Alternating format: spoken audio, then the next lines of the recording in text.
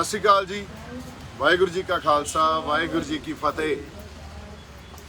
अज दी गलबात जिहड़ी कुछ पॉलिसीज़ नूं लैके आपां गलबात करांगे जिहड़ी बड़ी जरूरी आ, क्योंकि अज साडे जथेबंदियां दी जिहड़ी लीडरशिप आ जां साडे आगू आ किसान आगू उन्हां दी सरकार नाल मीटिंग होई। सरकार नाल अज दी मीटिंग च संगत नूं बड़ियां आसां सी, क्योंकि जिवें सानूं साडे आगूआं ने पिछली मीटिंग च दस्सिया भी सरकार दा रवैया वो बड़ा चंगा रहा ते सरकार साडियां गल्लां मनदी आ ते हो सकदा अगली मीटिंग च कोई हल निकलिया होवे। सो असीं बड़े आसवंद सी भी इस मीटिंग च कोई हल निकलूगा, पर एक बारी फिर मीटिंग बेसिट्टा रही। सो हुण जिस मोड़ ते जां जिथे संघर्ष जिहड़े पड़ाव ते पहुंच गया, सानू ये समझ लेना चाहिए भी इस तों बाद संघर्ष की या सरकार की जिहड़ी इस तों बाद रणनीति होगी वो करड़ी होगी, वो थोड़ा जिहा करड़ा करनगे ते सानू भी करना पऊगा। सो इस खातर थोड़ा जिहा विश्लेषण करना, एनालाइज करना इस संघर्ष नूं बड़ा जरूरी आ ते आपस च एक कोआर्डीनेशन पैदा करनी बड़ी जरूरी है। टीम वर्क पैदा करना साडे लई बड़ा जरूरी है। साडे लई जदों मैं कहना वो साडे किसान आगूआं च ते साडे च। सो इस ते आपां गलबात करदे हां। सब तो पहला सानू इस संघर्ष का जिहड़ा मूल खांसा की आ ते इहदा दायरा किड्डा क वड्डा, ये गल समझनी चाहिदी आ। ये क्यों समझनी चाहिदी आ? क्योंकि इस गल च कोई शक नहीं भी यह किसानी संघर्ष आ। किसी वेले जदों पहलां किते किसानी संघर्ष पैदा होए आ तां वो किसानां दे संघर्ष हुंदे सी, किसान ही लड़दे सी ते किसान जथेबंदियां दे आगू उस संघर्ष की अगवाही करदियां सी ते उस वेले समय समय ते सरकारां नाल वो लड़ाई लड़दियां सी। इस गल चों असीं मुनकर नहीं हो रहे। इस संघर्ष विच भी जे असीं ये गल समझीए, किसान जथेबंदियां दे आगूआं ने किसी इशू नूं रैकगनाइज किया या ये कह लीए इस जिहड़े नवे कानून बने आ इस इशू नूं उन्हां ने पछाणिया। इस गल दे उत्ते फिर लामबंदी हुई, वो भी किसान जथेबंदियां ने आपदे कैडर के थ्रू की। इस गल तो भी मुनकर नहीं हो सकता। ये गल बिल्कुल सेहरा किसान जथेबंदियां ते आगूआं नूं जांदा भी सारी जिहड़ी इशू नूं पछाणन तो लैके लामबंदी तक दा सफ़र आ वो बाखूबी साडे किसान आगूआं ने निभाया। पर हुण इहदा मूल खांसा की आ, ये सानूं समझना चाहिदा। जो संघर्ष दा हुण रूप साडे सामने आ रहा ते जिस तरह की व्यापक पार्टिसिपेशन या शमूलीयत सामने आ रही आ, उस गल तो सानू ये गल समझ लैनी चाहिदी आ ते ये गल मन भी लैनी चाहिदी आ भी ये कल्ले किसानां दा संघर्ष नहीं रहा। हालांकि मैं भी किसान परिवार चों आ, सारी जिंदगी दादे ने प्यो ने किसानी ही कीती आ ते किसान परिवार नाल संबंधित हाँ, पर ये गल इस करके सानू समझ लेनी चाहिए क्योंकि इसका दायरा बहुत वड्डा हो गया तो यह इस संघर्ष का खासियत भी है। इस संघर्ष की इसका खांसा जिहड़ा वो कल्ला किसानां दा संघर्ष नहीं रहा। हुण यह जिहड़ा संघर्ष आ इहदे च जिहड़ी व्यापक शमूलीयत आ वो बहुत होर वर्गां दी भी हो रही है। तुसीं देखो साडे चाहे निहंग सिंह फौजां बैठियां, साडे जिहड़े बुद्धिजीवी आ वो आ रहे आ, साडे इत्थे जिहड़े पुलिस अफसर आ वो आपदियां नौकरियां छड्ड के आ रहे आ, साडे जिहड़े टीचर्स आ या जिहड़े प्रोफैसरस आ वो आ रहे आ। सो किस तरह दी मेरा जिहड़ा एक किੱਤਾ सी कलाकार या कला नाल संबंध खेतर चों असीं आ गए, क्योंकि ये गल असीं पहले दिन तो समझ ली ते ये गल हमेशा पहले दिन तो शंभू मोर्चे राहीं असीं रखी भी ये लड़ाई कल्ली आर्थिक लड़ाई नहीं आ, कल्ली MSP की लड़ाई नहीं आ, गल साडी होंद दी आ। जदों होंद दी लड़ाई आ सो इहो जी व्यापक पार्टिसिपेशन होनी लाजमी सी ते वो सानू देख भी रही है। सो ये गल साडे किसान आगूआं नूं साडी बेनती आ भी ये गल उन्हां नूं मन लैनी चाहिदी आ। इस संघर्ष का जिहड़ा दायरा वो एडा वड्डा हो गया भी इस संघर्ष की अगवाही आ जिहड़ी वो अकाल पुरख वाहिगुरू आप कर रहे आ, वो साडियां अकलां तो गिनतियां। हाँ जी, सो इस संघर्ष का दायरा साडियां अकलां तो साडियां गिनतियां मिनतियां तो बहुत वड्डा हो चुकिया। ਉਹਦਾ ਪ੍ਰਤੱਖ ਉਦਾਹਰਨ ਸਾਡੇ ਸਾਹਮਣੇ ਇਹ ਆ ਵੀ जिस दिन 26 नवंबर ਨੂੰ ਅਸੀਂ ਸ਼ੰਭੂ ਤੋਂ ਤੁਰੇ ਸੀ ਤੇ ਕਿਸਾਨ ਜਥੇਬੰਦੀਆਂ ਦੇ ਜਾਂ ਸਾਡੇ ਆਗੂਆਂ ਦਾ ਜਿਹੜਾ ਪਲਾਨ ਇਹ ਸੀ ਵੀ ਅਸੀਂ ਸ਼ੰਭੂ ਤੇ ਬਹਿ ਜਾਾਂਗੇ ਜਾਂ ਉਧਰ ਖਨੌਰੀ ਵਾਲੇ ਪਾਸੇ ਖਨੌਰੀ ਬਹਿ ਜਾਣਗੇ ਜਾਂ ਜਿੱਥੋਂ ਵੀ ਅਸੀਂ ਦਿੱਲੀ ਪਰ ਅਕਾਲ ਪੁਰਖ ਵਾਹਿਗੁਰੂ ਦਾ ਵਰਤਾਰਾ ਇਹ ਵਾਪਰਿਆ ਵੀ ਉੱਥੇ ਅਕਾਲ ਪੁਰਖ ਵਾਹਿਗੁਰੂ ਨੇ ਸੰਗਤ ਦੇ ਰਾਹੀਂ ਆਪ ਫੈਸਲੇ ਦਵਾਏ। ਸੰਗਤ ਉਹਨਾਂ ਬਾਰਡਰਾਂ ਤੇ ਨਹੀਂ ਬੈਠੀ ਤੇ ਦਿੱਲੀ ਨੂੰ ਆ ਕੇ ਘੇਰ ਲਿਆ। ਬੋਲੇ ਸੋ ਨਿਹਾਲ। ਸੋ ਦਿੱਲੀ ਨੂੰ ਆ ਕੇ ਘੇਰ ਲਿਆ। ਜਦੋਂ ਅਸੀਂ ਦਿੱਲੀ ਨੂੰ ਘੇਰੀ ਬੈਠੇ ਆ, ਇਹ ਗੱਲ ਜਾਂ ਇਹ ਵਰਤਾਰਾ ਕਿਸੇ ਜਥੇਬੰਦੀ ਜਾਂ ਕਿਸੇ ਬੰਦੇ ਨੇ ਜਾਂ ਕਿਸੇ ਵਿਅਕਤੀ ਨੇ ਇਹ ਗੱਲ ਨਹੀਂ ਸੋਚੀ ਸੀ। ਇਹ ਉਹਨਾਂ ਗਿਣਤੀਆਂ ਮਿੰਤੀਆਂ ਤੋਂ ਤੇ ਸਾਡੀਆਂ ਅਕਲਾਂ ਤੋਂ ਪਰਾਂ ਦੀ ਗੱਲ ਹੋਈ। ਅਗਲੀ ਗੱਲ ਜਿਹੜੀ ਸਾਨੂੰ ਇੱਕ ਹੋਰ ਸਮਝ ਲੈਣੀ ਚਾਹੀਦੀ ਹੈ ਵੀ ਜਿੱਦਾਂ ਅਸੀਂ ਦਿੱਲੀ ਆ ਕੇ ਇੱਥੇ ਬੈਠੇ ਕੁੰਡਲੀ ਬਾਰਡਰ ਤੇ, ਉਦੋਂ ਜਥੇਬੰਦੀਆਂ ਦਾ ਫੈਸਲਾ ਇਹ ਸੀ ਵੀ ਬਰਾੜੀ ਦੇ ਗਰਾਊਂਡ 'ਚ ਚੱਲਦੇ ਆ, ਪਰ ਫਿਰ ਸੰਗਤ ਨੇ ਫੈਸਲਾ ਲਿਆ ਵੀ ਬਰਾੜੀ ਨਹੀਂ, ਅਸੀਂ ਤਾਂ ਇੱਥੇ ਹੀ ਬੈਠਾਂਗੇ। ਸੋ ਇਹ ਦੋ ਪ੍ਰਤੱਖ ਉਦਾਹਰਨਾਂ ਸਾਡੇ ਸਾਹਮਣੇ ਆ, ਜੀ ਤੋਂ ਸਾਨੂੰ ਇਹ ਪਤਾ ਲੱਗਦਾ ਵੀ ਇਹ ਸਾਡੀਆਂ ਗਿਣਤੀਆਂ ਮਿੰਤੀਆਂ ਤੋਂ, ਸਾਡੀਆਂ ਅਕਲਾਂ ਤੋਂ ਪਰਾਂ ਦੀਆਂ ਗੱਲਾਂ ਹੋ ਰਹੀਆਂ ਤੇ ਇਸ ਸੰਘਰਸ਼ ਦੀ ਅਗਵਾਈ ਅਕਾਲ ਪੁਰਖ ਵਾਹਿਗੁਰੂ ਆਪ ਕਰ ਰਹੇ ਆ। ਇੱਥੇ ਕਿਸੇ ਜਥੇਬੰਦੀ ਦੀ ਅਗਵਾਈ ਨਹੀਂ ਆ, ਕਿਸੇ ਵਿਅਕਤੀ ਦੀ ਅਗਵਾਈ ਨਹੀਂ ਆ।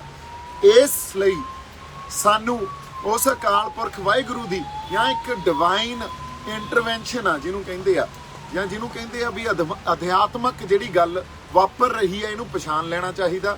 ਸੋ ਉਸ ਗੱਲ ਨੂੰ ਪਛਾਣ ਕੇ ਇਹ ਗੱਲ ਮੰਨ ਲੈਣੀ ਚਾਹੀਦੀ ਆ ਵੀ ਅਕਾਲ ਪੁਰਖ ਵਾਹਿਗੁਰੂ ਜੋ ਕਰ ਰਿਹਾ ਉਹ ਉਹਦੀ ਰਜ਼ਾ 'ਚ ਹੋ ਰਿਹਾ ਤੇ ਸੰਗਤ ਰੂਪੀ ਫੈਸਲੇ ਦੇ ਰਾਹੀਂ ਹੋ ਰਿਹਾ। ਤੁਸੀਂ ਇਹ ਦੇਖੋ, ਇਹ ਗੱਲ ਬੜੀ ਬਾਕਮਾਲ ਆ ਵੀ ਸੰਗਤ ਦੇ ਫੈਸਲੇ, ਸੰਗਤ ਕਿਤੇ ਕੋਈ ਜਗ੍ਹਾ ਨਹੀਂ ਮਿਥੀ ਹੋਈ ਉਹਨਾਂ ਨੇ ਵੀ ਕਿਤੇ ਬੈਠ ਕੇ ਜਗ੍ਹਾ ਮਿਥੀ ਆ ਤੇ ਸੰਗਤ ਉੱਥੋਂ ਫੈਸਲੇ ਲੈ ਰਹੀ ਆ। ਨਹੀਂ, ਸੰਗਤ ਵਾਹਿਗੁਰੂ ਦੇ ਰਾਹੀਂ, ਅਕਾਲ ਪੁਰਖ ਵਾਹਿਗੁਰੂ ਦੇ ਰਾਹੀਂ ਉਹਨਾਂ ਦੇ ਮਨਾਂ 'ਚ ਹੀ ਗੱਲ ਵਸ ਜਾਂਦੀ ਆ ਤੇ ਥਾਂ ਤੇ ਹੀ ਫੈਸਲੇ ਲੈ ਲੈਂਦੀ ਆ। ਇਹ ਗੱਲ ਬਾਕਮਾਲ ਆ। ਇਹ ਗੱਲ ਪਹਿਲਾਂ ਕਦੇ ਨਹੀਂ ਦੇਖੀ ਗਈ ਸੀ। ਇਸ ਸੰਘਰਸ਼ 'ਚ ਪਹਿਲੀ ਵਾਰੀ ਇਹ ਗੱਲ ਸਾਡੇ ਸਾਹਮਣੇ ਆਈ ਹੈ। ਇਸੇ ਕਰਕੇ ਆਪਾਂ ਵਾਰ-ਵਾਰ ਇਹ ਗੱਲ ਕਹਿ ਰਹੇ ਹਾਂ ਵੀ ਇਹ ਇਤਿਹਾਸਕ ਵਰਤਾਰਾ ਵਾਪਰ ਰਿਹਾ। ਇਸ ਤਰ੍ਹਾਂ ਦਾ ਸੰਘਰਸ਼ ਪਹਿਲਾਂ ਨਾ ਕਦੇ ਪੈਦਾ ਹੋਇਆ ਤੇ ਹੋ ਸਕਦਾ ਆਉਣ ਵਾਲੇ ਸਮੇਂ 'ਚ ਜਦੋਂ ਤੱਕ ਉਸ ਅਕਾਲ ਪੁਰਖ ਵਾਹਿਗੁਰੂ ਦੀ ਰਜ਼ਾ ਨਾ ਹੋਊਗੀ ਉਦੋਂ ਤੱਕ ਐਡਾ ਵੱਡਾ ਸੰਘਰਸ਼ ਪੈਦਾ ਨਹੀਂ ਹੋਣਾ। ਸੋ ਇਸ ਸੰਘਰਸ਼ ਦਾ ਮੂਲ ਖਾਂਸਾ ਤੇ ਇਸ ਸੰਘਰਸ਼ ਦਾ ਦਾਇਰਾ, ਇਹ ਸਾਨੂੰ ਸਮਝ ਲੈਣਾ ਚਾਹੀਦਾ ਕਿ ਇਹ ਸੰਘਰਸ਼ ਸੰਗਤ ਦਾ, ਇਹ ਸੰਘਰਸ਼ ਲੋਕਾਂ ਦਾ, ਇੱਥੇ ਕਿਸੇ ਜਥੇਬੰਦੀ ਜਾਂ ਕਿਸੇ ਵਿਅਕਤੀ ਦਾ ਗਲਬਾ ਨਹੀਂ ਹੈ ਇਸ ਸੰਘਰਸ਼ ਤੇ ਜੇ ਲੋਕਾਂ ਦਾ ਸੰਘਰਸ਼ ਆ ਫਿਰ ਲੋਕਾਂ ਦੀ ਜਾਂ ਲੋਕਾਂ ਦੇ ਜਿਹੜੇ ਨੁਮਾਇੰਦੇ ਆ ਉਹਨਾਂ ਦਾ ਸਾਨੂੰ ਰਿਪਰੈਜ਼ੈਂਟੇਸ਼ਨ ਲੈ ਲੈਣੀ ਚਾਹੀਦੀ ਆ। ਹੁਣ ਜਿਸ ਤਰ੍ਹਾਂ ਦਾ ਵਰਤਾਰਾ ਚੱਲ ਰਿਹਾ, ਜੋ ਅੱਜ ਵੀ ਸਰਕਾਰ ਨਾਲ ਮੀਟਿੰਗ ਹੋਈ, ਜਿਹੜਾ ਇੱਕ ਡੈਡਲੌਕ ਜਾਂ ਇਹ ਪੜਾਅ ਆਇਆ ਹੋਇਆ, ਇਹ ਡੈਡਲੌਕ ਦਾ ਪੜਾਅ ਆਇਆ ਹੋਇਆ, ਉਹ ਟੁੱਟ ਨਹੀਂ ਰਿਹਾ। 1 ਮਹੀਨਾ ਜਾਂ ਉਦੋਂ ਜ਼ਿਆਦਾ ਦਿਨ ਹੋ ਗਏ ਸਾਨੂੰ ਇੱਥੇ, 1 ਮਹੀਨਾ 4, 5, 6 ਦਿਨ ਹੋ ਗਏ ਹੋਣੇ ਆ ਬੈਠਿਆਂ ਨੂੰ ਤੇ ਡੈਡਲੌਕ ਟੁੱਟ ਨਹੀਂ ਰਿਹਾ।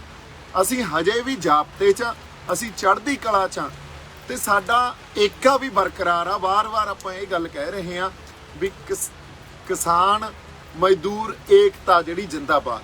ਸੋ ਏਕਤਾ ਜਿਹੜਾ ਲਫ਼ਜ਼ ਆ, ਇਹ ਜਿਹੜਾ ਸਾਨੂੰ ਸਮਝ ਲੈਣਾ ਚਾਹੀਦਾ ਵੀ ਸਾਨੂੰ ਸਾਡੀ ਏਕਤਾ ਤਾਂ ਹੀ ਅਸੀਂ ਦਿਖਾ ਪਾਵਾਂਗੇ ਜੇ ਕੱਲਾ ਉਹ ਨਾਰਿਆਂ 'ਚ ਨਾ ਹੋਵੇ, ਜੋ ਪ੍ਰੈਕਟਿਸ 'ਚ ਵੀ ਜਾਂ ਸਾਰਾ ਡਿਸਕੋਰਸ ਜੋ ਚੱਲ ਰਿਹਾ ਉੱਥੇ ਵੀ ਸਾਨੂੰ ਦਿਖੇ।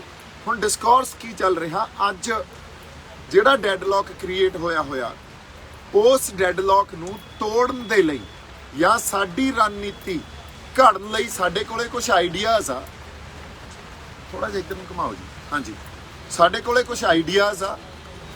ਉਹ ਆਈਡੀਆਜ਼ ਅਸੀਂ ਤੁਹਾਡੇ ਨਾਲ ਬੈਠ ਕੇ, ਖਾਸ ਤੌਰ ਤੇ ਕਿਸਾਨ ਜਥੇਬੰਦੀਆਂ ਦੀ ਲੀਡਰਸ਼ਿਪ ਨਾਲ ਬੈਠ ਕੇ ਡਿਸਕਸ ਕਰਨਾ ਚਾਹੁੰਦੇ ਆ, ਕਿਉਂਕਿ ਇਹ ਕੋਈ ਬਹੁਤ ਚੰਗੀ ਜਾਂ ਸੋਹਣੀ ਗੱਲ ਨਹੀਂ ਹੁੰਦੀ ਵੀ ਅਸੀਂ ਤੁਹਾਡੇ ਰੂਬਰੂ ਸੋਸ਼ਲ ਮੀਡੀਆ ਰਾਹੀਂ ਹੋਈਏ, ਹੋਰ ਸਾਡੇ ਕੋਲੇ ਕੋਈ ਰਾਹ ਨਾ ਹੋਵੇ ਤੇ ਤੁਸੀਂ ਸੋਸ਼ਲ ਮੀਡੀਆ ਰਾਹੀਂ ਅਟੈਕ ਕਰਨ ਲੱਗ ਜਾਓ ਤੇ ਆਈਡੀਆਜ਼ ਨੂੰ ਜਨਰੇਟ ਹੀ ਨਾ ਹੋਣ ਦਿਓ ਤੇ ਵਾਰ-ਵਾਰ ਇਹ ਗੱਲ ਪਰਸਨਲ ਅਟੈਕ ਰਾਹੀਂ ਕਹਿਣ ਲੱਗ ਜਾਓ ਵੀ ਇਹ ਤਾਂ RSS ਆ, ਇਹ ਤਾਂ ਏਜੰਸੀਆਂ ਦੇ ਬੰਦੇ ਆ, ਇਹ ਤਾਂ ਦੋ ਫਾੜ ਕਰ ਰਹੇ ਆ ਸੰਘਰਸ਼ ਨੂੰ।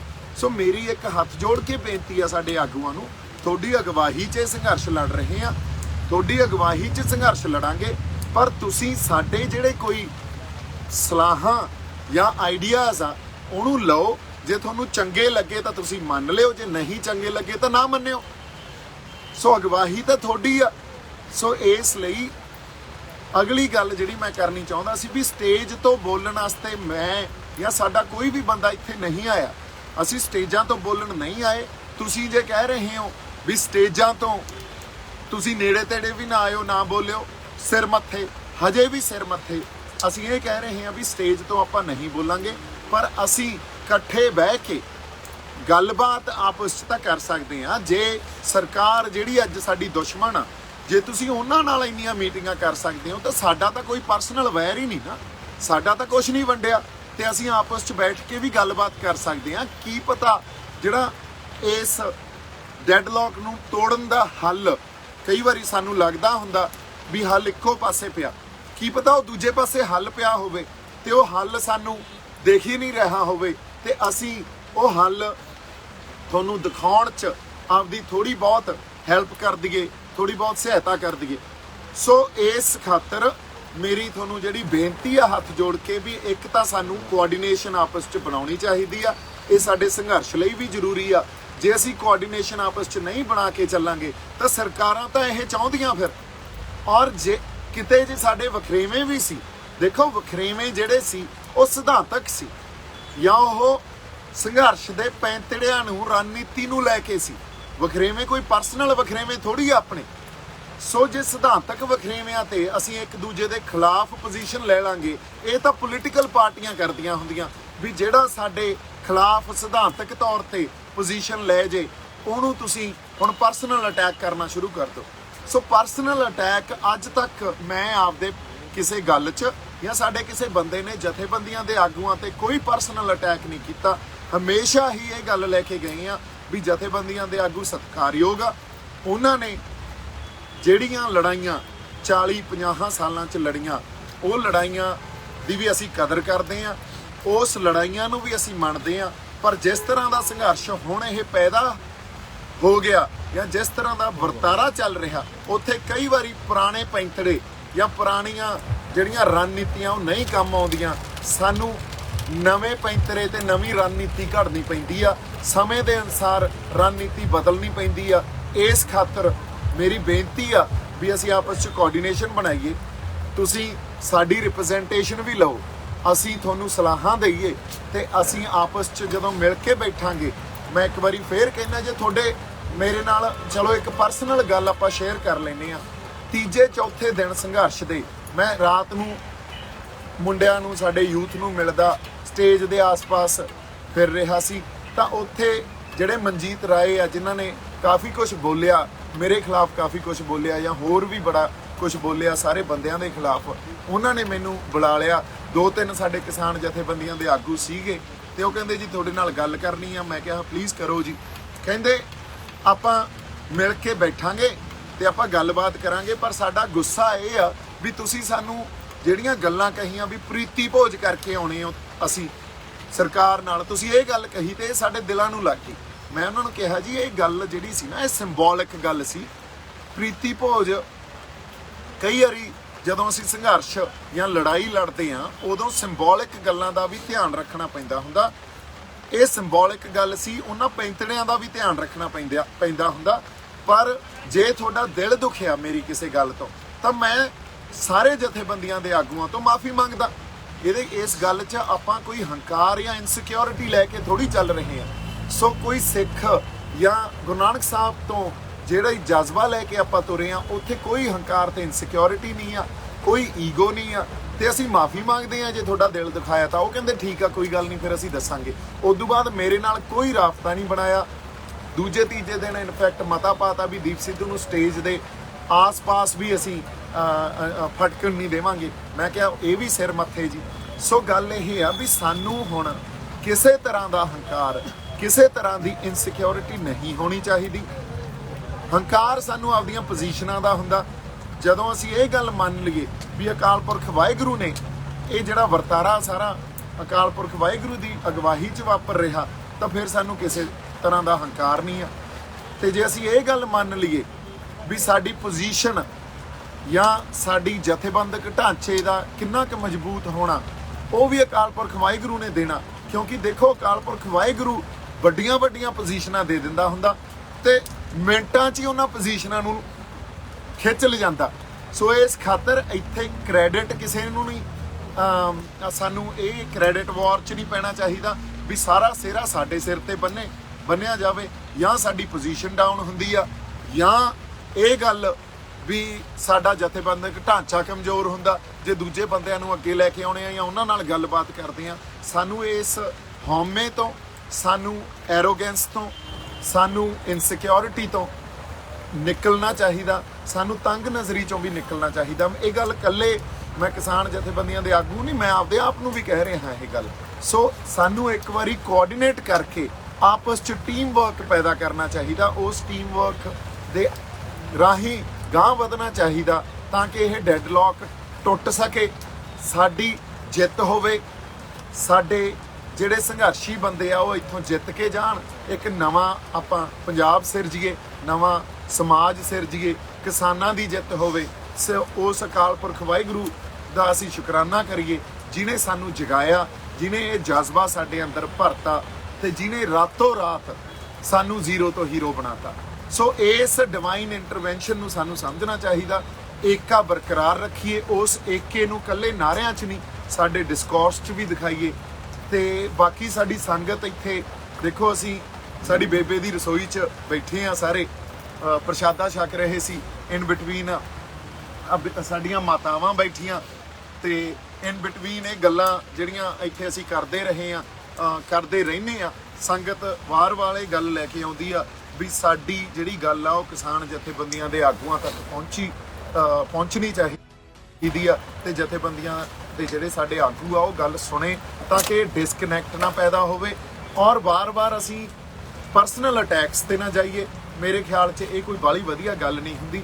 ਪਰਸਨਲ ਅਟੈਕ ਜਿਹੜੇ ਹੁੰਦੇ ਆ ਉਹ ਬਹੁਤ ਹੋਸ਼ੇ ਲੋਕ ਕਰਦੇ ਆ, ਸਾਡੇ ਕਿਰਦਾਰ ਵੀ ਉਦੋਂ ਉੱਚੇ ਆ ਤੇ ਸਾਡੇ ਕੋਲੇ ਜਿਹੜੀ ਮੱਤ ਜਿਹੜੀ ਉੱਚੀ ਆ, ਮਨ ਨੀਵਾਂ, ਉਹ ਅਕਾਲ ਪੁਰਖ ਵਾਹਿਗੁਰੂ ਨੇ ਸਾਨੂੰ ਬਖਸ਼ਿਆ। ਸਾਨੂੰ ਉਸ ਪ੍ਰੈਕਟਿਸ ਨੂੰ ਆਪਦੇ ਅੰਦਰ ਵਸਾਉਣਾ ਚਾਹੀਦਾ।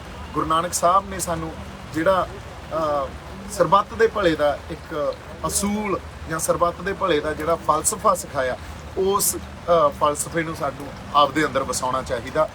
ਸਾਰੇ ਹੀ ਸਾਡੇ ਆ, ਕੋਈ ਵਖਰੇਵੇਂ ਜਿਹੜੇ ਉਹ ਸਿਧਾਂਤਕ ਤੌਰ ਤੇ ਹਮੇਸ਼ਾ ਹੀ ਹੁੰਦੇ ਆ, ਪਰ ਉਹਨਾਂ ਵਖਰੇਵਿਆਂ ਦੇ ਚੱਲਦੇ ਅਸੀਂ ਆਪਸ 'ਚ ਖਿਲਾਫ ਪੋਜੀਸ਼ਨਾਂ ਨਹੀਂ ਲੈਂਦੇ ਹੁੰਦੇ। ਸੋ ਇਸ ਕਰਕੇ ਹੁਣ ਕਿਸੇ ਨੂੰ ਏਜੰਸੀਆਂ ਦਾ ਕਹਿ ਦੇਣਾ, ਕਿਸੇ ਨੂੰ ਕੋਈ ਹੋਰ ਜਿਹੜੇ ਅਸੀਂ ਟੈਗ ਦੇ ਦੇਣੇ, ਇਹ ਗੱਲਾਂ ਬੜੀਆਂ ਛੋਟੀਆਂ। ਇਹਨਾਂ ਗੱਲਾਂ ਤੋਂ ਜਾਂ ਇਹ ਜਿਹੜੀ ਸਾਡੇ 'ਚ ਬੇਭਰੋਸੇ ਪੈਦਾ ਹੋਏ ਆ, ਇਹਨਾਂ ਗੱਲਾਂ ਤੋਂ ਪਰਾਂ ਉੱਠੀਏ ਤੇ ਅਸੀਂ ਆਪਸ 'ਚ ਕੋਆਰਡੀਨੇਸ਼ਨ ਬਣਾ ਕੇ ਚੱਲੀਏ। ਬਾਕੀ ਜਿਹੜੀ ਗੱਲ ਆਪਾਂ ਇਹ ਕਰਨੀ ਸੀ ਵੀ ਕਈ ਵਾਰੀ ਸਟੇਟ ਦਾ ਨਾ ਜਿਹੜਾ ਖਾੜਕੂ ਸੰਘਰਸ਼ ਦੇ ਦੌਰਾਨ ਇੱਕ ਨੈਰੇਟਿਵ ਰਿਹਾ ਪੰਜਾਬ ਨੂੰ ਡਰਾਉਣ ਦਾ ਜਾਂ ਪੰਜਾਬ 'ਚ ਡਰ ਪੈਦਾ ਕਰਨ ਦਾ, ਸਾਡੀ ਮਾਨਸਿਕਤਾ 'ਚ ਡਰ ਪੈਦਾ ਕਰਨ ਦਾ, ਉਹ ਸਟੇਟ ਜਾਂ ਸਰਕਾਰ ਹੁਣ ਵੀ ਵਰਤ ਰਹੀ ਹੈ। ਹੁਣ ਵੀ ਉਹੀ ਨੈਰੇਟਿਵ ਵਰਤ ਕੇ ਤੇ ਕਿਸਾਨ ਆਗੂ ਕਈ ਵਾਰੀ ਉਸ ਨੈਰੇਟਿਵ ਤੋਂ ਡਰ ਜਾਂਦੇ ਆ। ਦੇਖੋ, ਸਿੱਖ ਜਿਹੜਾ ਉਹ ਕਦੇ ਵੀ ਹਿੰਸਕ ਨਹੀਂ ਹੁੰਦਾ। ਸਿੱਖ ਨੇ ਕਦੇ ਵੀ ਹਿੰਸਾ ਸਿੱਖੀ ਹੋਈ ਨਹੀਂ। ਹਥਿਆਰ ਤਾਂ ਅਸੀਂ ਜਰਵਾਣੇ ਦੀ ਭੱਖਿਆ ਤੇ ਗਰੀਬਾਂ ਦੀ ਰੱਖਿਆ ਕਰਨ ਵਾਸਤੇ ਚੱਕਦੇ ਰਹੇ ਆ ਤੇ ਸਿੱਖ ਦੇ ਮਨ 'ਚ ਕਦੇ ਵੀ ਹਿੰਸਾ ਪੈਦਾ ਨਹੀਂ ਹੁੰਦੀ ਤੇ ਉਹ ਹਿੰਸਾ ਕਦੇ ਹਥਿਆਰ ਨਹੀਂ ਚੁਕਾਉਂਦੀ। ਸੋ ਇਸ ਕਰਕੇ ਉਸ ਮਾਨਸਿਕਤਾ ਤੋਂ, ਉਸ ਡਰ ਤੋਂ ਕਿਸਾਨ ਜਥੇਬੰਦੀਆਂ ਦੇ ਆਗੂਆਂ ਨੂੰ ਬੇਨਤੀ ਆ ਵੀ ਪਲੀਜ਼ ਉਸ ਡਰ ਤੋਂ ਪਰਾਂ ਹੋ। ਸਰਕਾਰ ਨੇ ਇਹ ਗੱਲਾਂ ਵਾਰ-ਵਾਰ ਸਿਰਜਣੀਆਂ, ਤੁਸੀਂ ਜਾਂ ਅਸੀਂ ਇਹਦਾ ਸ਼ਿਕਾਰ ਨਹੀਂ ਹੋਣਾ। ਅਸੀਂ ਕਿੰਨੇ ਜਾਬਤੇ 'ਚ ਰਹਿ ਕੇ, ਇੱਕ ਬਾਕਮਾਲ ਜਾਬਤਾ ਤੇ ਡਿਸਪਲਿਨ 'ਚ ਰਹਿ ਕੇ ਇਹ ਸੰਘਰਸ਼ ਲੜ ਰਹੇ ਆ। ਇਹ ਡਿਸਪਲਿਨ ਤੇ ਜਾਬਤਾ ਵੀ ਕਾਇਮ ਰਹੂਗਾ, ਤੁਹਾਡੀ ਜਿਹੜੀ ਅਗਵਾਈ ਵੀ ਕਾਇਮ ਰਹੂਗੀ। ਸਾਡੀ ਹੱਥ ਜੋੜ ਕੇ ਬੇਨਤੀ ਆ ਵੀ ਅਸੀਂ ਮਿਲ ਕੇ ਗੱਲਬਾਤ ਰਾਹੀਂ ਗੱਲਾਂ ਨੂੰ ਸਮਝੀਏ, ਆਈਡੀਆਜ਼ ਨੂੰ ਡਿਸਕਸ ਕਰੀਏ, ਆਈਡੀਆਜ਼ ਨੂੰ ਫਿਰ ਇੰਪਲੀਮੈਂਟ ਕਰੀਏ। ਇੰਨੀਆਂ ਕੁ ਗੱਲਾਂ ਤੁਹਾਡੇ ਨਾਲ ਕਰਨੀਆਂ ਸੀ। ਸਾਡੇ ਵੱਲੋਂ ਬਹੁਤ ਸਾਰਾ ਪਿਆਰ ਤੇ ਸਤਿਕਾਰ। ਜਿਉਂਦੇ ਵਸਦੇ ਰਹੋ ਤੇ ਸਪੈਸ਼ਲੀ ਸਾਡੇ ਆਗੂਆਂ ਲਈ ਬੜਾ ਪਿਆਰ ਤੇ ਸਤਿਕਾਰ, ਕਿਉਂਕਿ ਕੋਈ ਪਰਸਨਲ ਆਪਣੀ ਲੜਾਈ ਨਹੀਂ ਆ। ਕਈ ਵਾਰੀ ਸਿਧਾਂਤਾਂ 'ਚ ਵਖਰੇਵੇਂ ਹੋ ਸਕਦੇ ਆ ਤੇ ਉਹਨਾਂ ਨੂੰ ਅਸੀਂ ਆਪਸ 'ਚ ਬਹਿ ਕੇ ਨਜਿੱਠ ਸਕਦੇ ਆ। ਇਹ ਵੀ ਕੋਈ ਬੜੀ ਵੱਡੀ ਗੱਲ ਨਹੀਂ ਹੁੰਦੀ ਤੇ ਇਸ ਡੈਡਲੌਕ ਦਾ ਵੀ ਜਿਹੜਾ ਹੱਲ ਆ ਉਹ ਹੈਗਾ। ਹੱਲ ਨਿਕਲੇ ਆਉਂਦੇ ਹੁੰਦੇ ਆ। ਸਿਰ ਜੋੜ ਕੇ ਬੈਠੀਏ। ਮੇਰੇ ਵੱਲੋਂ ਇੱਕ ਵਾਰੀ ਫਿਰ ਆਬਾਦ ਰਹੋ, ਖੁਸ਼ ਰਹੋ, ਸਤਿਕਾਰ, ਪਿਆਰ। ਸਤਿ ਸ਼੍ਰੀ ਅਕਾਲ। ਵਾਹਿਗੁਰੂ ਜੀ ਕਾ ਖਾਲਸਾ, ਵਾਹਿਗੁਰੂ ਜੀ ਕੀ ਫਤਿਹ।